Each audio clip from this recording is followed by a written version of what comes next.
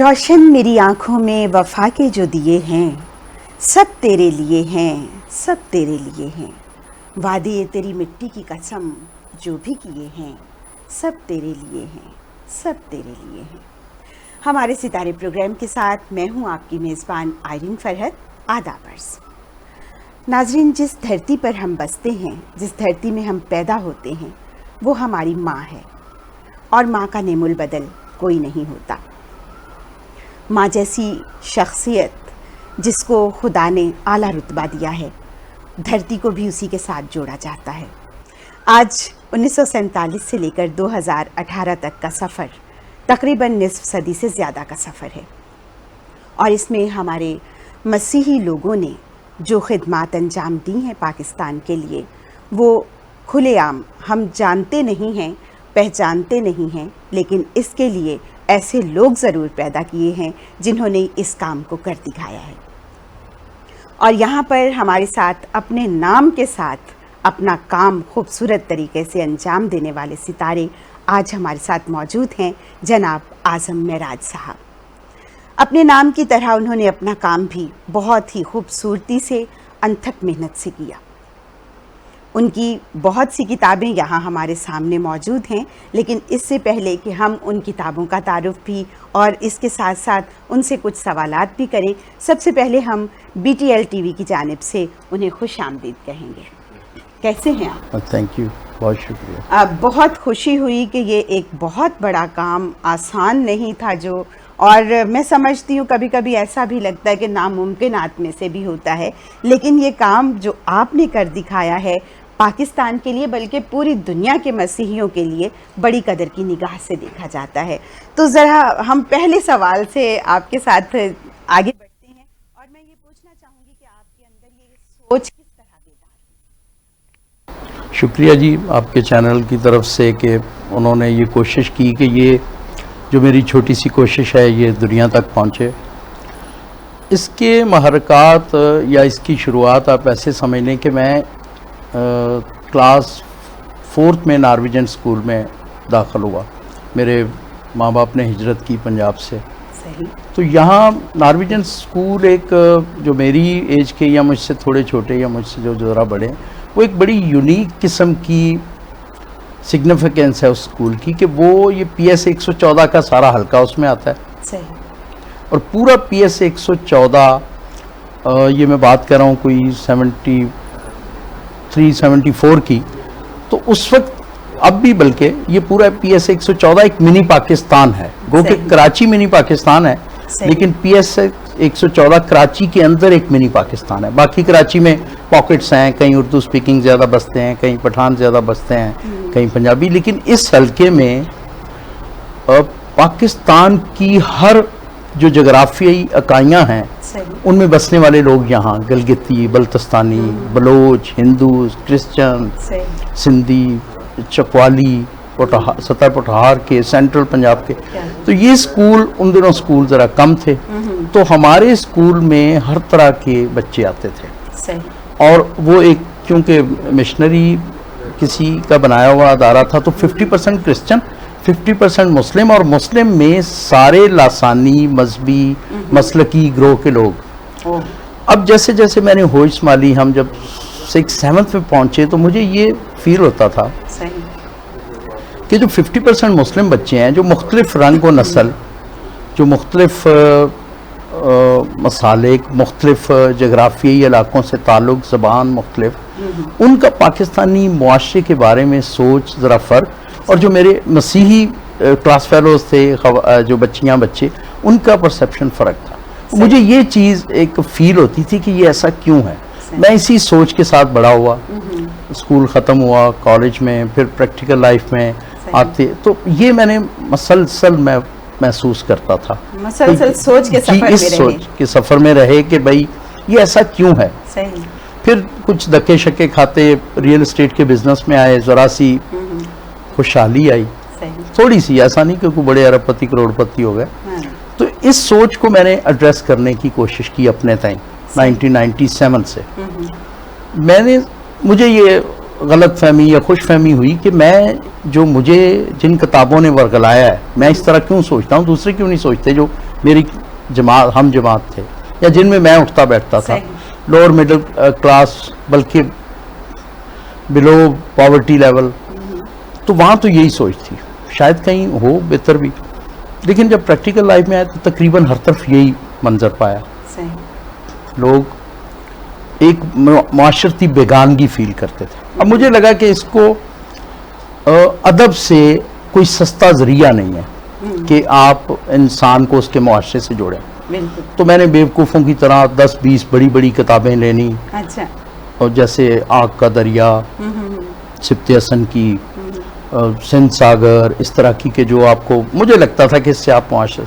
अब मैं 9वीं 10वीं के बच्चों को जाके किसी हेडमास्टर को वर्गलाया, किसी प्रिंसिपल को कि यार ये बच्चों को ये इससे इनमें मुआशरे में जुड़ेंगे तो तरक्की की राहें खुलेंगी। मैं ये 10 साल करता रहा और कराची के तकरीबन कोई 35-40 मजहबी इंस्टीट्यूट्स, जैसे जैसे ज़रा मेरी मश्क बढ़ती गई तो वो क्या कहते हैं कि वो ज़रा आप हिचकिचाहट दूर हुई। फिर मैंने सेमिनरियों में इधर उधर 10 साल में कुछ 600-700 कुतब और मुख्तलिफ कोई मेरे ख्याल 50-60 मौज़ूआत पे। मैंने कहा इसको रिव्यू तो करेंगे, क्या कुछ असरात भी आए हैं। तो आप यकीन मानिए जब 10 साल बाद मैंने रिव्यू किया तो वो इतना शानदार रिजल्ट था कि बिल्कुल ज़ीरो। अच्छा। ज़ीरो के ना तो किसी स्कूल कॉलेज में कोई किताब बची थी ना। अच्छा, तो लोग पाकिस्तानी मुआशरे में किताब बुक रीडिंग नहीं है, लेकिन मसीहों के साथ मसला ये है कि हमारे असातिज़ा भी नहीं पढ़ते थे। और कई दफ़ा तो ऐसा हुआ कि मुझे मेरे जो अदबी 1-2 फोरम में लोग जान पहचान के हैं, उन्होंने कहा वो तारक साहब की किताब आपके साइंस से किसी प्रिंसिपल के नाम लिखी हुई, वो मैंने फुटपाथ से खरीदी है। अब मैंने इसको रिव्यू किया कि कहीं गलती है कि मैंने तो अपने तहीं बड़ा सही डायग्नोज किया था कि मुआशरती बेगानगी ख़त्म होगी तो तरक्की होगी, हर तरह की इल्मी, अदबी, मुआशी, मुआशरती, सियासी, मजहबी इवन। तो इसका रिजल्ट क्यों नहीं आ रहा? अच्छा आज़म साहब, ये जो किताब मैं देख रही हूँ ये उस वक्त की किताब है आपकी? मैं तो स्टेट एजेंट हूँ जी। ये बिजनेस में आने के बाद ये 15 साल पहले ये किताब छपी। 15 साल पहले जिसका जिक्र अभी चल रहा है बातचीत में, ये वो किताब है जी। अच्छा। उसके बाद मैंने अब इस इशू को मैंने कहा इसको रिव्यू करना चाहिए। इस दौरान इस 10 साला सफ़र में ये हुआ था कि जब मैं अब करता क्या था कि मैं लोगों को बताता था कि आप मुआशरे से जुड़े, अदब पढ़ें, और साथ उनको उनकी अपनी शनाख्त के लिए जी हमारा एक ब्रिगेडियर है, हमारा एक सफ़ीर था, हमारा इस तरह की कोई सुनी सुनाई बातें।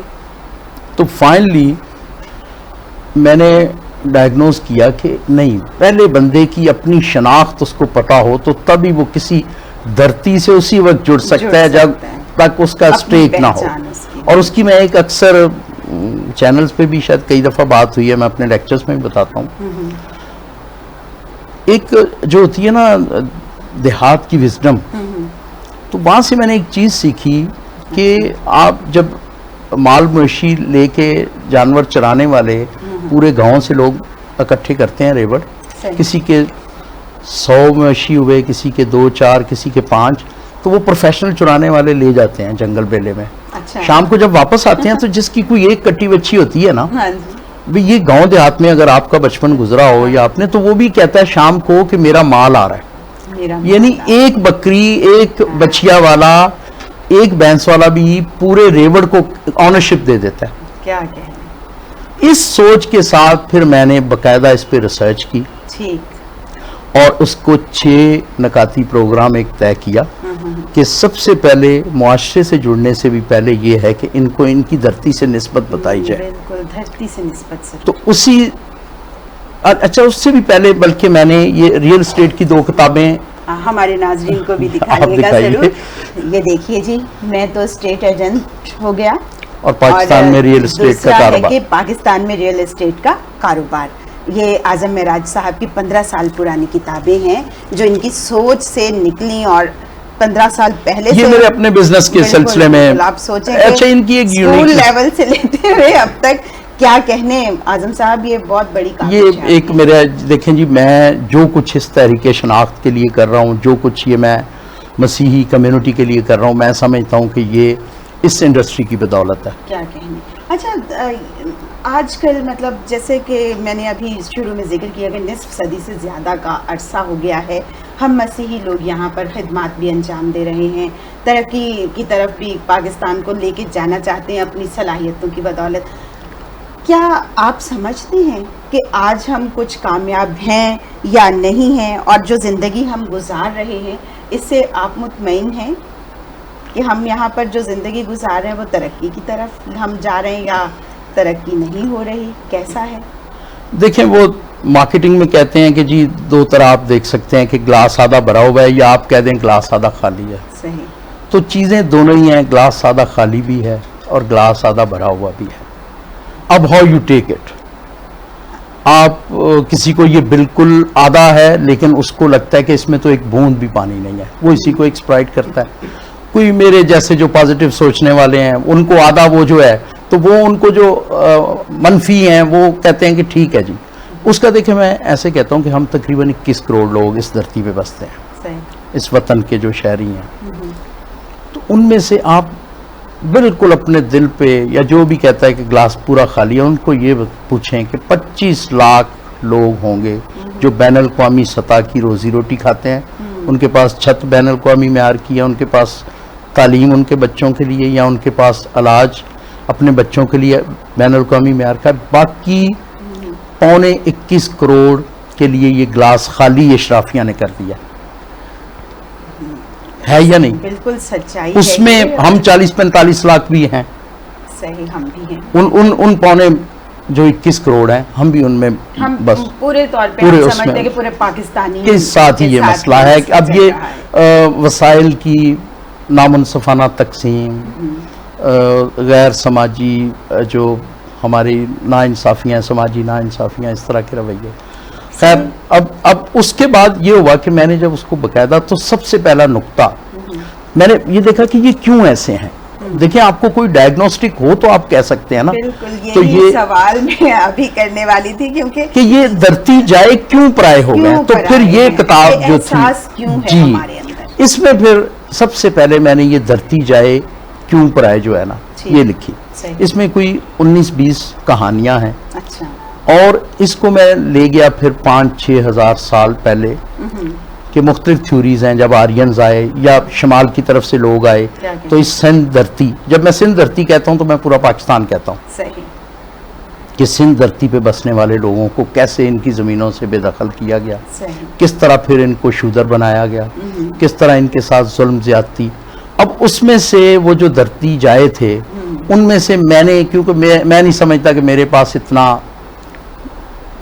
वसाइल थे या मेरे इल्म की इतनी वसअत थी कि मैं सबको एड्रेस करता, तो मैंने उनमें से ये 40-45 लाख लोगों को चुन लिया कि इनके साथ क्या मसाइल। लेकिन मैंने इसमें से, इस मनफी पहलू में से भी एक चीज़ जो निकाली कि जब कहीं मनसरवर झील से सिंधु फूट रहा था, दरिया सिंध फूट रहा था, तो नीचे कई मैदानों में मेरे अजदाद का जन्म हो रहा था। यानी पहला नुक्ता धरती से निस्बत का सिंध का दरिया है कि मेरा इस धरती से नाता हजारों साल पुराना है, बहुत पुराना। और परवीन शाकर ने क्या खूब कहा है, मुझे तो ऐसे लगता है जैसे हमारे लिए कहा है। अच्छा। कि बख्श से कोई शिकायत ना अफलाक से है, यही क्या कम है कि निस्बत मुझे इस खाक से। वाह वाह वाह। तो तहरीक शनाख्त का पहला नुक्ता ये बन गया सही, कि हम इस धरती के बच्चे हैं। सही, बिल्कुल, हम इस धरती के बच्चे हैं और हमेशा रहेंगे, क्योंकि ये धरती हमारी माँ है। अच्छा, ये हम चूँकि थोड़ा सा मसीही बच्चों की तरफ भी आते हैं, और क्या आप समझते हैं कि इनकी रहनुमाई हम कैसे कर सकते हैं, और इनकी रहनुमाई के लिए वो कौन लोग हैं जो इनके सर पे हाथ रखें, जो इनके कांधे को थपथपाएं कि ये अपनी बेदारी में आगे बढ़े? देखें, अब कई चीज़ें आप माशाल्लाह पढ़ी लिखी हैं, आप सवालात ऐसे कर रही हैं जो शायद मेरी बसात से बाहर हो, लेकिन मुझे ऐसा लगता है कि चाइनीज़ एक बड़ी, आजकल तो हर लेक्चर में लोग, सेमिनार्स में हर पढ़ा लिखा आदमी उसको कोट करता है, मैं भी कर देता हूँ कि लगूँ पढ़ा लिखा हूँ। तो वो चाइनीज़ कहते हैं कि अगर आपकी प्लानिंग है 6 महीने की तो आप फसल उगाएं, सही, अगर आपकी प्लानिंग 10 साल की है तो आप दरख्त लगाएं, अगर आपकी प्लानिंग 100 साल की है तो आप तालीम पे काम करें। ठीक। अब ये देखें कि हिस्टोरिकली हमने फसलें उगाई मेरे अजदाद ने, हमने दरख्त उगाए, तालीम के हम बड़े सगीर में बानी कहलाते हैं, मसीहत के जो भी जो यहाँ जिनके हम जानशीन हैं, मैं तो नहीं, जो बिशप हज़रात जिनके जानशीन हैं वो तालीम के। अब ये तीनों काम हमने कर देखे, उसके बावजूद अगर सिर्फ मेरी रिसर्च के मुताबिक 85 लोग सिविल सर्विसेज पास किए, तो इसका मतलब है कि इन तीनों कामों ने हमने चाइनीज को गलत साबित कर दिया कि तीनों काम करने के बावजूद आज फिर हम सिर्फ 28 लोग, ये पैरामीटर्स होते हैं ना मुख्तलिफ, यानी तालीम के हम बानी और हैं, इसमें कोई शक नहीं।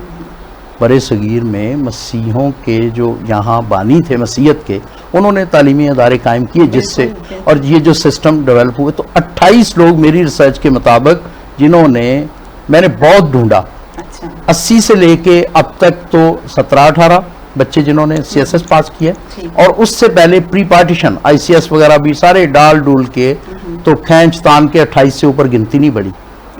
तो इसका मतलब है हमने चाइनीज को तो गलत साबित कर दिया। अब मैं इसमें एक चीज ऐड करता हूं, अपनी सारी नालायकियों के बावजूद, कि कौमों को पनपने के लिए कोई नजरिया चाहिए होता है, कोई आइडियोलॉजी चाहिए होती है, शायद हम में वो लैक करती थी। आप कैसे उस सोसाइटी में तरक्की कर सकते हैं, कैसे उस मुआशरे में पनप सकते हैं जिससे आपकी मुआशरती बेगानगी इंतहाओं को छू रही हो, उसकी रीजंस, उसकी वजूहात बेतहाशा होंगी। सही। मतलब वो मुनीर नियाजी के मुताबिक उसके और लोग भी जिम्मेदार हैं, लेकिन कोई शहर के लोग भी पागल सा, कोई सानू मरंदा शौक। तो लोगों ने जबर किया, तारीख का जबर था, इम्तियाजी कवानीन का जबर था, समाजी रवैयों का जबर था, लेकिन क्या उसके बाद ऐसे हो जाते हैं? आप देखें कि अपनी, जब भी आप as a community, as a फर्द किसी मुआशरे में तरक्की करना चाहते हैं, तो फिर आपको कुछ एनालाइज करना पड़ता है, अपनी ताकतें, अपनी कमजोरियां। 40 देखें, 3 तरह के स्टेट ऑफ माइंड में हम लोग, सदमा, मायूसी, और फिर उससे बढ़कर फरार। क्या 45 लाख लोग या 40 लाख लोग, जो भी सही गिनती है, ये इससे ऊपर ज्यादा भी हो सकती है, क्या फरार हो सकते हैं? 70 साल में कितने जा सके माइग्रेट? और अगर जाएं भी, आप हिजरत करें, हिजरत लोग करते हैं, बेहतरी के लिए करते हैं।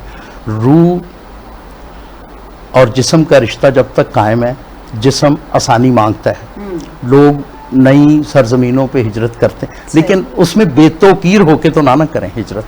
क्या कहने, सच बात, और बहुत खूबसूरत बातें आज हम महराज साहब कर रहे हैं, और मैं भी ऐसी ही बर्नार्ड शाह की खूबसूरत बात आप तक लाजमी पहुंचा देना चाहती हूँ कि वो आज़म साहब कहते हैं कि जो लोग अपने जहन और अपने ख्यालात तब्दील नहीं करते, वो कुछ भी तब्दील नहीं कर सकते। तो अंदर से तब्दील होने की ज़रूरत है। तो वो हमने कोई आइडियोलॉजी नहीं दी, यानी हमने फसलें उगाई, हमने दरख्त लगाए, तालीम के हम मंबाज थे, हमारे पास ही इंस्टीट्यूट थे, और उसके बावजूद ये मैं आपको बता रहा हूँ रिजल्ट, सेंट्रल पंजाब से 98% मसीहों का ताल्लुक है इस वक्त जो यहाँ बसते हैं। मोस्टली गोइंस माइग्रेट कर गए, एंग्लोज कर गए, और 98% मैंने खज्जल ख्वारी 20 साल की में सिर्फ 238 लोगों ने अब तक कमीशन लिया, उनमें से भी कुछ पॉलिश हैं और कुछ मैं मिस कर गया होऊंगा, तो 250।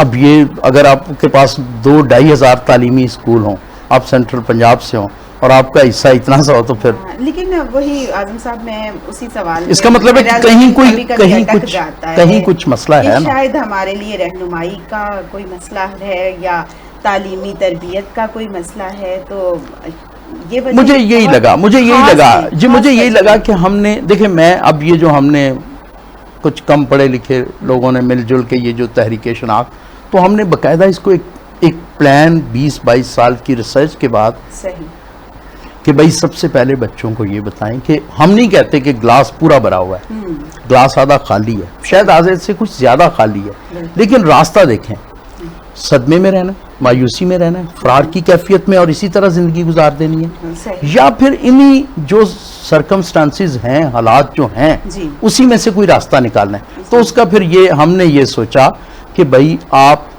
इनको ये 6 नकाती प्रोग्राम बताएं कि तुम धरती के बच्चे हो। सही। उसके बाद आज़ादी हिंद में आपके अजदाद का किरदार, क्या में पाकिस्तान में आपका किरदार है, तामीर पाकिस्तान में देखें ना आप अदब में कितना आप कंट्रीब्यूट कर रही हैं।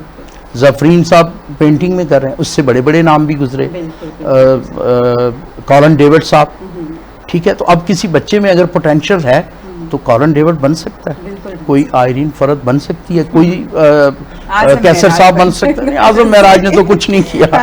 नहीं, अगर हम आज यहाँ मौजूद हैं तो अपने इस सितारे की बदौलत हैं, क्योंकि इनकी रोशनी जो है वो हमें बता रही है कि हमारी शनाख्त क्या है। वो बताती है कि तामीर और तरक्की क्या चीज़ होती है, और पाकिस्तान की तामीर और तरक्की में हमारा क्या किरदार है, हमारे आबाओ अजदाद का क्या किरदार है। आज़म साहब, मैंने टेलीविज़न पर भी इन किताबों के बारे में तबसरा सुना और बातें सुनी, बड़े ज़बरदस्त कमेंट्स आए हैं, तो उसके बारे में आप क्या कहेंगे? आपको लगा कि हमारी बातें जो हैं वो काफ़ी हद तक आगे पहुंच गई हैं या अभी और पहुंचनी चाहिए? देखिए, मैं आपको एक बिल्कुल हैरान कुन तो नहीं, लेकिन जो गैर रवायती बात बताऊं, मेरा कभी भी फोकस नहीं होता कि जी हुकूमती अदारों में इसकी पजीराई हो जाए। अच्छा। मेरा कभी भी ये फोकस नहीं होता कि हामिद मीर इस पे कॉलम लिखते, उससे एक बूस्ट मिलता है हमारी तहरीक शनाख्त को, या वसतुल्लाह इस पे कमेंट्स कर दें। जाहिदा हिना ने बात की, उनकी मेहरबानी कि उन्होंने अपने हम वतनों को बताया, लेकिन मेरा फोकस है कि मैं ये 40-45 लाख जो लोग हैं, इनका जो 62% यूथ है, मैं तो अपनी उम्र गुजार चुका, मुझे इससे कोई फ़र्क नहीं पड़ता सिवाय तालियों के कि अगर मैं ये इन्फॉर्मेशन शेयर करूं, लेकिन जो 18 साल का बच्चा है उसको पता चले कि मैं फ़ॉरेन सर्विस में जाके सफ़ीर बन सकता हूं। और मैंने पहले भी, मेरे अजदाद ने सफारत में पहले एक जो बुनियादी रोल अदा किया है इस मुल्क की वजारत खारजा में। सही।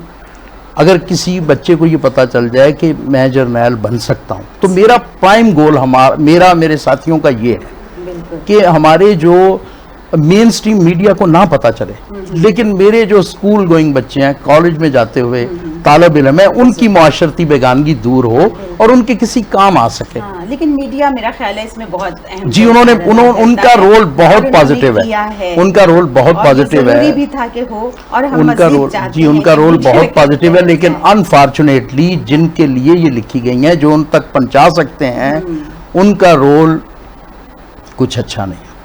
और क्या कह सकते हैं, नरम तरीन लफ्ज़ ये है कि जिनके एक कलम से, एक एक्शन से ये इंफॉर्मेशन 2 साल में हर मसीही बच्चे तक पहुंच सकती हैं, वो पता नहीं उनका क्या मसला है। उनका क्या मसला है, खुदा करे कि ये मसला हल हो और ये इंफॉर्मेशन हर बच्चे तक पहुंचे, क्योंकि ज़रूरी है कि हमारा जहन खुले, हमारे जहन में वुसअत आए, हमारे जहन में ये जो किताबें लिखी हुई हैं, इनका हर लफ्ज़, इनका हर जुमला बहुत अहम है, जो वहाँ तक पहुँचना चाहिए कि हमारे बच्चे मज़ीद पाकिस्तान के लिए भी तरक्की का बायस बने और पूरी दुनिया में अपना नाम भी पैदा करें।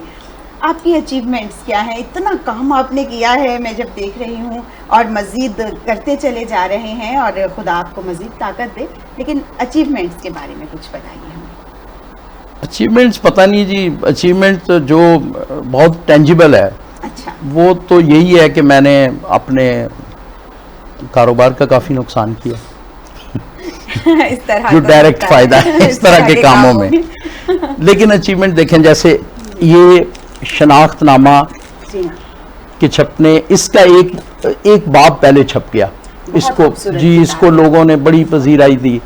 उसके बाद इसमें ये पूरे 6 पॉइंट लिखे, इस पे तारड़ साहब ने लिखा, और इनका अभी तक का जो हमारी जो मेजर अचीवमेंट है, जो हम बता सकते हैं लोगों को, जो किसी बड़े सियासी लीडर के हिस्से में नहीं आई, जो किसी बहुत मजहबी लोगों के हिस्से में भी नहीं आई, वो इस तहरीक में शामिल जो मेरे साथी हैं, जो उनके क्रेडिट पे है कि मार्वन लेस्ले मिडल कोट, जो कि 2 दफ़ा सितारा जुरत हासिल करने वाले पाकिस्तान एयरफोर्स के वाहिद शहीद हैं, जिनकी मैं समझता हूँ कि ये हमारी तहरीक में अगर उनका खून शामिल ना होता तो इसको इतना बूस्ट ना मिलता। उनके नाम पे पाकिस्तान एयरफोर्स की हाई कमांड ने एक पार्क बना दिया E9 इस्लामाबाद में। दूसरी जो काबिल ज़िक्र बात है वो ये है कि लाहौर में आर्मी म्यूज़ियम पहले था, उसकी रेनोवेशन हुई है, तो उस पे इस किताब के कॉन्सेप्ट पे एक दीवार मखसूस कर दी गई है, tribute to the white part of flag, क्योंकि हम उनके मार्वन लेस्ले मिडल कोर्ट के जो अल्फाज हैं कि सफ़ेद हिस्से वाले, मैंने अपनी किताबों में उनको बहुत हाईलाइट किया है, सब्ज़ सफ़ेद। तो वो एक पाकिस्तान आर्मी ने एक दीवार जिसमें अब हमारे 86 शोहदा के वारिस हैं मसीह, पाकिस्तान के मसीह, बाकी तो जो पूरे पाकिस्तान के शोहदा हैं हम उन्हीं के वारिस हैं, लेकिन अगर अलहदा कर दिया जाए, हमें वही एक इनको कोई बच्ची कट्टी देनी थी ना कि वो ये कहें कि मेरा माल है, तो उसके लिए वो जो ये 86 शोहदा के वारिस हैं मसीही, तो उनकी तस्वीरें वहाँ लगी हुई हैं। लेकिन वो मुझे अगले दिन उन ब्रिगेड साहब से बात हो रही थी, तो कह रहे थे यार आज़म तुम इतनी जान मार रहे हो, कभी कोई क्रिश्चियन लोग लाहौर के कोई स्कूल पूरा नहीं लेके आए बच्चों का जो उनको बताएं अपनी विरासत। अब ये इसमें ये वाले काम जो हैं, देखें इस तहरीक के 3 थे, एक तो वो 20-22 साल से मैं बक करता रहा स्कूलों कॉलेजों में सेमिनरियों में, अब इस दौरान ही हम चीज़ें इकट्ठी भी करते रहे, फिर उसको तरतीब देना। अब मैं समझता हूँ कि अब हर मसीही को इसमें कंट्रीब्यूट करना चाहिए, इन इंफॉर्मेशन को फैलाए अपने अपने लेवल पे, और इसका बेस्ट हल तो यही है। मशरक़ की ये रवायत है कि आप कोई काम करते हो तो आप कहते हो नहीं जी, आप तो ज़ाहिर है आपका अदब से ताल्लुक़ है कि कसरे नफसी और ये वो, लेकिन अब मेरा ख्याल है कि मुझे ये कहना चाहिए कि ये इन्फॉर्मेशन अगर आप अपने स्कूल्स में लगाएं तो हमारे 5 साल में फ़िक्री इनकलाब आ सकता है। और ये जो हमारे 28 सिविल सर्वेंट और सिर्फ 250 लोग कमीशन अफसर, और ये माशरती बेगानगी और सदमा मायूसी और इसमें कमी आ सकती है, और लोग करें हिजरत, ज़रूर करें, लेकिन इज़्ज़त से, शान से, और जब तक यहाँ भी रहें इज़्ज़त से रहें, शान से रहें, अपना हिस्सा जो अपने हमने हमारे अजदाद ने अपने जुस्से से बढ़कर हिस्सा डाला है। सही 17 जुरत, 3 तमग़े जुरत, क्या कहने, 11 17 बसालत, 9 तमग़े बसालत, हमारे 30 लोगों को बहादुरी के एजाज़ मिले हैं, और उनकी सबकी अपनी अपनी सिग्निफिकेंस है। फिर तामीर पाकिस्तान में आप देख लें कि हर कौन सा ऐसा शोबा है जिसमें कंट्रीब्यूट नहीं किया, अदब, फ़नून लतीफ़ा, हर तरफ हम टॉप पे हमने दिखाया। क्या आसिम साहब, इतना काम और इतनी गहरी सोच, इतनी गहराई में सोचना और फिर करना भी उसको आसान काम नहीं होता है जो आपने किया है। हम तो कहते हैं कि आप बहुत ही बड़ा काम कर रहे हैं और मुबारकबाद के मुस्तहक हैं। आज जिस उस पे हम खड़े हैं, लेवल पे खड़े हैं, मसीही लोग स्पेशली, जहां आप कहते हैं कि फ़िक्री और सदमाती कैफियत अब भी हम में मौजूद है, तो इस फ़िक्री और सदमाती कैफियत को निकालने की राहें भी आप बताते हैं। तो वो तहरीक जो आपने शुरू की है शनाख्त के हवाले से, उसके बारे में अभी बात तो चल ही रही है, लेकिन स्पेशल कोई ऐसी बात जो आप बच्चों से उसमें देखिए, उसमें जो बिल्कुल जो बुनियादी फ़िलासफ़ी जिस पे ये कायम है, सही, वो ये है कि आप दुनिया का कोई भी अचीवमेंट खुद को जाने बगैर नहीं कर सकते, चाहे वो आप एक फ़र्द के तौर पे हों, चाहे कम्युनिटी के तौर पे, यानी खुद आगाही और खुद शनासी। यही इकबाल ने कहा था ना कि फ़कीरों पे इसरार शहनशाही खुलते हैं, खुद आगाही और खुद शनासी से। तो ये हमारी तहरीक यही काम कर रही है, ना कोई पॉलिटिकल एजेंडा, ना कोई मजहबी डिनोमिनेशन, ना कोई और कोई इस तरह का फिलहाल नहीं है। अब इसमें से कोई निकल आए तो सही नहीं, लेकिन इसका मकसद ये नहीं है कि हमारा कोई हिडन एजेंडा है, कतई नहीं। सिर्फ ये है कि लोगों को, पाकिस्तानी मसीहों को, उनकी इस धरती से निस्बत और शनाख्त जो है ना, वो खुद जाने, और जब वो खुद जान जाएंगे तो पूरे मुआशरे को वो खुद ही बता देंगे। देखें, एक अगर आज़म महराज और उसके कोई 100 साथियों को पता है, तो अब पूरे मीडिया पे पता है ना। देखें, लोगों की मोहब्बत है कि हामिद मीर कालम लिखते हैं और GOTV पे लोग डिस्कस कर रहे हैं, PTV पे लोग डिस्कस कर रहे हैं, तो इसका मतलब है कि वहाँ वुसअत है। वुसअत है। आप बताएं तो सही, अपना तारुफ करवाएं तो सही। बिल्कुल करवाएं तो सही, बिल्कुल। और ये तारुफ जो है वो आप अपने काम से करवा और सकते हैं। ये मैं तारुफ से मुराद मेरी ये है कि हर बंदा अपना जो कलेक्टिव आइडेंटिटी है, शनाख्तनामा इसीलिए इस किताब का नाम रखा कि ये कलेक्टिव आइडेंटिटी है। और खुदा का शुक्र है शोहदा की शायद लहू या उनकी कुर्बानियों के असरात हैं कि मेरा ख्याल है कि 70 साल में, आपने पूछा अचीवमेंट, मुझे नहीं लगता कि इस तरह लोगों ने ऑनरशिप दी हो किसी काम को जिस तरह इस काम को दे रहे हैं। लोग एक दूसरे को गिफ्ट करते हैं, क्या लोग फख्र से बताते हैं। आप हमारा फख्र हैं। नहीं, मेरा नहीं, मैं अपनी आइडेंटिटी बताते हैं। हम तो जैसे ये काम बहुत बड़ा और अजीम काम है आजम साहब, और आपकी मोहब्बत है, वरना काम आज अगर हम यहाँ इंट्रोड्यूस आम आवाम से, मेरा तो एक शौक था, जुनून था, अब उसमें से कोई अगर इसमें बड़ापन किसी को नजर आता है, ये उसका बड़ापन है, ये मैं नहीं समझता जी। और आजम साहब आपके साथ ये प्रोग्राम बहुत कम लगा है हमें, और इस तरह का ये प्रोग्राम जो हमने आज आपके सामने पेश किया है हमारे सितारे की बदौलत BTL के तवस्सुत से, इस प्रोग्राम को मज़ीद आगे बढ़ाएंगे और इनके साथ और प्रोग्राम हमें करने हैं, क्योंकि इनका काम जो है वो बहुत फैला हुआ है और उस काम को आप तक पहुंचाने के लिए हमें मज़ीद प्रोग्राम्स करने की ज़रूरत भी पेश आएगी और करने भी हैं हमें। तो शनाख्तनामा के नाम से एक और प्रोग्राम आपके लिए पेश किया जाएगा जो गाहे बगाहे आप देखेंगे, सुनेंगे और जानेंगे। आजम साहब आपका बहुत शुक्रिया जी, आपका बहुत शुक्रिया आपने इतना वक्त हमें दिया है और इस कदर बेहतर तरीके से हमें समझाया भी है, बातें भी की हैं और कौम का दर्द आप अपने दिल में लिए हुए हैं। ये बहुत जबरदस्त। जैसे अभी आपने बात की जी कि ये बड़ी गहरी फिक्र है, तो मेरी ये ख्वाहिश है कि इसको गहरी ना बनाएं, इसको सादा करें, ये पब्लिक करें इसको। सादा तो अब पब्लिक करेगी, लेकिन यहाँ तक पहुँचना, इन तमाम लोगों को आपसे मुतारिफ कराना, बहुत से मराहिल से गुजर कर आपने किया है और इसमें जो कुछ लिखा है वो भी आपके सामने आएगा गाहे बगाहे। जैसे जैसे शनाख्तनामा का प्रोग्राम आपके साथ शेयर किया जाएगा, वैसे वैसे इन किताबों की चीज़ें भी आपके साथ शेयर की जाएंगी। हम BTL की तरफ से आपका बहुत शुक्रिया अदा करते हैं। BTL का शुक्रिया कि उन्होंने मेरी ये जो भी टूटे फूटे ख्यालात हैं ये लोगों तक पहुंचाने में। अच्छा नाज़रीन, इसी तरह से जब शनाख्तनामा आप देखेंगे तो आपको अपने अंदर से ये एहसास बेदार होगा कि हमें अपनी पहचान करने की ज़रूरत है और हमारे बच्चों को ख़ास तौर पर ये जानने की ज़रूरत है कि हमारे आबा व अजदाद ने कितनी कुर्बानियाँ दी, कितनी शहादतें हुई, कितने गाजी थे जो जीत कर लौटे और कितने वो लोग हैं जो आज भी अदब, समाज और सकाफ़त की खिदमत में कोशा हैं, लेकिन उनमें भी अभी कुछ कमी बाकी है। जैसे बाइबल मुक़द्दस में लिखा है कि फ़सल तो बहुत है लेकिन मज़दूर कम हैं।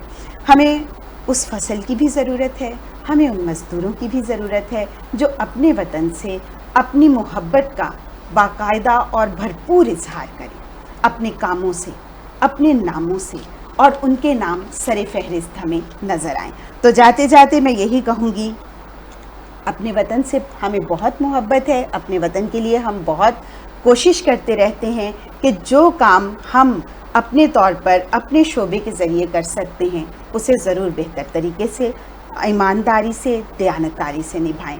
और जाते जाते आपके लिए, सबके लिए और अपने वतन के लिए कहूँगी कि वतन की धूप मेरे सर पे छाँव जैसी है, वतन की धूप मेरे सर पे छाँव जैसी है, ये सरज़मीन तो माँ की दुआओं जैसी है, और मेरे सुखन के ये मोती मेरे दिल की आवाज़, मेरे सुखन के ये मोती मेरे दिल की आवाज़ तुम्हारे प्यार में डूबी सदाओं जैसी है। आप सबका बहुत बहुत शुक्रिया। प्रोग्राम देखिएगा और हमारे तमाम सितारों को देखकर उनसे बहुत कुछ सीखिएगा। एक नए सितारे के साथ फिर हाजिर होंगे। खुदा हाफिज़।